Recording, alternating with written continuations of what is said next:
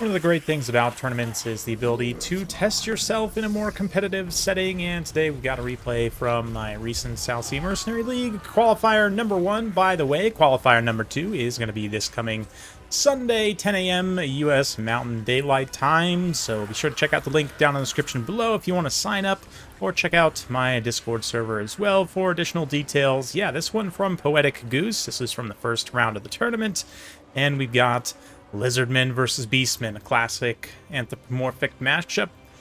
And let's take a look at the builds here. We've got Mazda Mundi leading the way, some Temple Guard here, plenty of Skink Cohort and Javelins with some Skink Skirmishers. We've got some Kroxigors, 2 Solar Engines. You don't see these guys, well, you haven't seen them as much in Warhammer 3, but since they got this update right here, immunity to flanking, you do see them more. They've also got this Vigor Refresh Aura, which is quite nice for long and grinding games.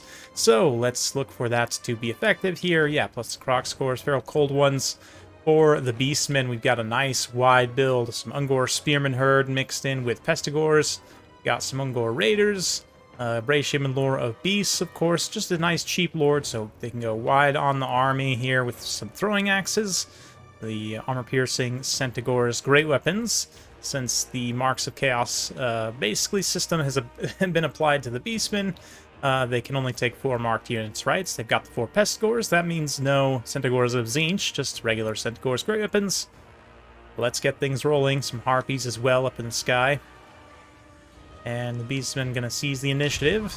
It's land battles with caps, of course. They do take the capture point initially. We'll see if it ends up mattering. It is land battles after all, so it is going to be just a clash of armies. And we'll get a nice cinematic shot. Beautiful map here. Stonehenge. As the Pestigors and the Skinks just nice charge into each other. You see the Solar Engine lobbing some shots up and over. That blinded contact effect is one of the strongest in the game. You can see it completely negates melee stats of any units that it does hit. Unfortunately, the Solar Engines are not super accurate, so they do struggle to hit often, especially like single entity targets. But multi-model units, at least they can find their mark. Speaking of finding a mark, Mazda Mundi going to be dropping some nice AoE damage in the front line here. Skink Skirmishers targeted onto something, unfortunately run into melee, can often happen to those direct fire missile units. It does lead to some pretty horrendous friendly fire, but also nukes a couple of best scores there, which is pretty good value for Lizardmen. Out on the flanks here, we've got some of these Feral Cold Ones getting eaten up by Centigors. Kroxigors able to respond. Temple Guard also kind of moving in there to assist. That does open up some avenues for the Centigors to potentially come in here and rear charge. A little bit of banishment from Mazda Mundi as well on the Ungor Raiders there. Nice AoE damage from the big Toad Bro. Skink Skirmishers there going to get routed off, and generally the Lizardmen starting to have some leadership issues kind of across the field. The Kroxigors and Skink Cohort trying to push through, but facing a lot of Beastmen missiles, throwing axes especially, doing some nice armor-piercing damage to those Kroxigors, wearing them down over time. That said, all the throwing axes that are going into the Kroxigors and everything else are throwing axes that are not going into the Solar Engine. Likewise, the Solar Engine is also firing a bit the laser into the Centigors, which of course kills unimodels. Each unimodel lost will be that much less ammunition could potentially get used, right? So there's lessons there, impact over time, even without them necessarily using their own ammo. But a little flock of doom here on the Lizardmen. Oh, it's actually Lore of Beasts, not Lore of Wild. Interesting. Yeah, Lore of Wild would have been quite nice to see here. Traderkin, of course, is just very strong right now, and especially against lower model count, dangerous units like these Kroxigors and the Bastiladons, which, you know, getting a little bit isolated now. A lot of the Lizardmen's line troops have just been eaten up by the width of the Beastmen here. Kroxigors getting dragged down. But the Solar Engine's immunity to flanking is going to be extremely important here. Yeah, the fact that they can get fully surrounded and that their vigor also stays up, because of course they get their own aura. You can see they're fresh, Mazda Mundi's fresh, Temple Guard are fresh. A lot of the Beastmen units are still, you know, doing alright, especially the Centigors. They also have perfect vigor as long as their leadership is high, but, you know, their Beastmen units are starting to get tired, and especially if the Centigors are having leadership issues because of the terror of the Solar Engines. Bastildons, of course, causing terror. could turn into an issue over time. But at least there are some Temple Guard and Kroxgors holding kind of heavy center here, able to protect Mazdamundi from serious threats. And again, throwing axes and arrows of Ungor Raiders being used to hit Kroxgors, doing some damage.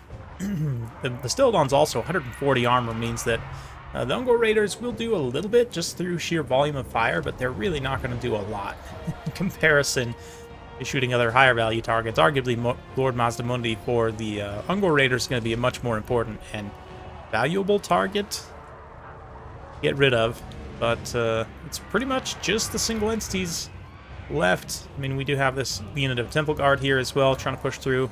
Centaurs, though, critically have used most of their ammunition, at least in this instance, and the solar engines are still quite healthy. Of course, Mazdamundi can keep healing them as well.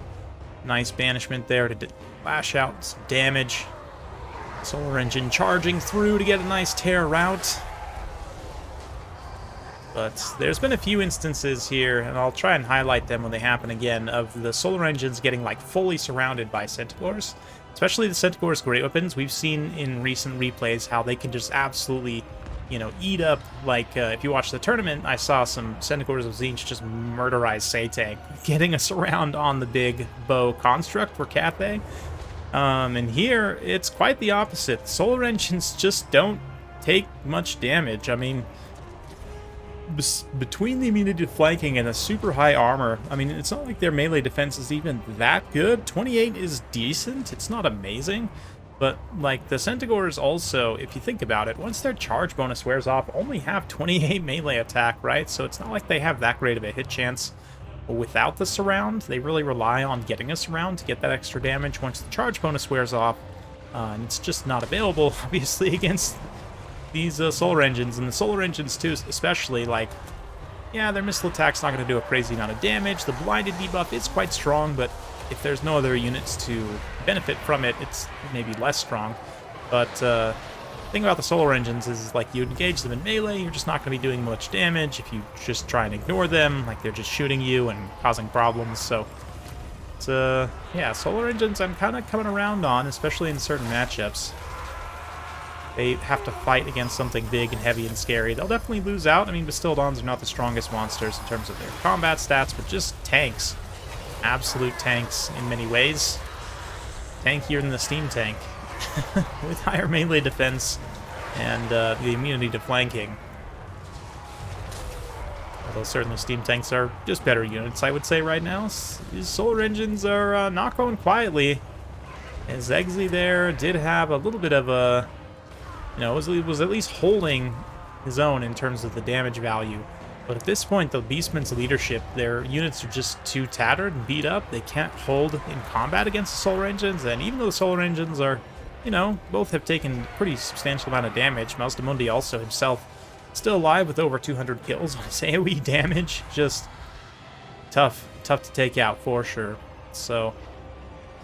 Single entities sometimes can be the bane of the Beastmen. This is a matchup where, you know, historically can cause problems. Certainly the Beastmen have plenty of tools now for anti-large. They've got their own monsters, which are fairly decent. Even something like a giant can be relatively cheap and give you good insurance against enemy monsters with its super high weapon strength.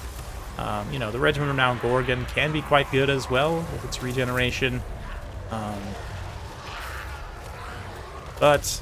this build, I understand kind of with the meta being where it is in many ways with the Lizardmen right now, just going with a lot of width, trying to win on that front, but just not quite enough in the tank to kill these big immune to flanking single entities. Again, the Centaurs charge in and just do so little against the Rev Crystals, or sorry, the Solar Engines. Rev Crystals, of course, as well, or Arcs of Sotek, would also have a similar benefit, but as far as what the best variant is, I mean, it really depends on what you're trying to do with your build. The Rev Crystal, certainly, for healing is nice, but I don't know, the Solar Engine I'm kind of coming around to, even if you don't get that much value from the shooting. I mean, here they were close to paying for themselves. What do they cost? Like 1,000, 1,100, something like that? So they're not that far off in terms of raw damage value. Then you think about the buff value and the tank value. That's a lot of value that's kind of not registered on that, and even still, 133 kills, 109 kills here. Pretty respectable. Granted, they're fighting mostly kind of low to mid-tier light Beastmen troops, so not the best test of combat prowess, probably, but, you know, valid still. Certainly this is a matchup where, again, as long as the Beastmen don't bring anything too big and scary themselves, a build like this can work just fine, and I guess that's partially why you have, like, the Temple Guard as well, but yeah. Keep it from the foe. Just fast forward through this end game as What a Goose goes and takes the capture point. Of course, land battles with caps just need to play it smart. Don't take any unnecessary risks, and yeah, that's going to be game. So there you go. Nice to see solar engines perform, honestly. They were such a staple of Warhammer 2, and they end up both pretty much paying for themselves in terms of raw value, plus the debuff and tank. I would say that's one of the best performances I've seen, if not the best performance in Warhammer 3. Certainly up there, and leads Poetic Goose to his first tournament win of the day. So, yeah, definitely a fun one for sure. Mazdamundi also getting some mad value there. The Temple Guard holding out until the bitter end gets some great value as well. On Zegzi's side, you know, good value spread around on quite a few units. Throwing axes, only one of them pays for themselves, and I think the two melee Centaurs, yeah, they do a pretty decent job as well. But this was ultimately, I think, where the game was probably lost. Like, the two melee non-AP Centaurs also, there's an argument to be made. You just spend the extra funds, you know, cut whatever else you need to upgrade these guys to the great weapons. I mean, yes, the shields are going to be better for running down like a skink skirmish type build, which I guess can be dangerous against the Beastmen, but I don't know. I feel like you have enough other tools and just enough mass with the, you know, 7 cavalry overall. You could deploy the Centaurs and throwing axes a little bit in melee too to just have enough mass. You've got the Harpies also to try and pressure some skinks here. So yeah, I don't know. I feel like, yeah, just, I mean, these guys even did okay by themselves. The regular Centaurs are still quite good, but I think you just maybe need that slight little bit of extra AP.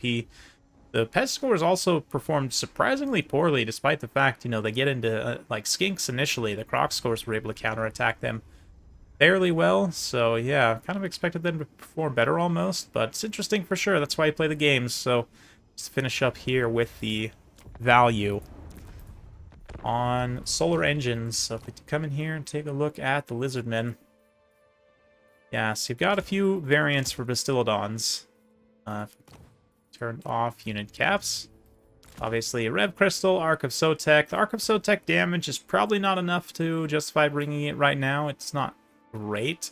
So, yeah, I would say the Rev Crystal healing can be good in some situations, but probably not as good as, I don't know, can be a little bit of a trap too. Like, it sometimes doesn't do that much, especially if the battle's pretty fast. You have to remember to use it pretty actively, like basically as soon as you start taking damage on high value units.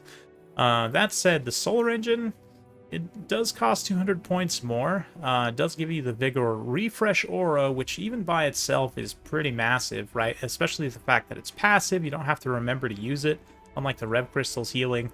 And then, yeah, also the solar engine itself, right, with the ranged attack, with that blinded debuff, the explosion damage is okay. It's not amazing, but I would say everything taken together is a pretty complete overall package and seems pretty appealing in a number of matchups. The HP is not that great overall, but 140 armor and immune to flanking makes them very tanky in practice. Do a lot of different threats. So let me know what you guys think in the comments down below. Hopefully you enjoyed that. If you like this sort of content, be sure to like, subscribe, hit that bell notification button. Every time I upload a new video, you'll be notified. Thanks again. We'll see you next time.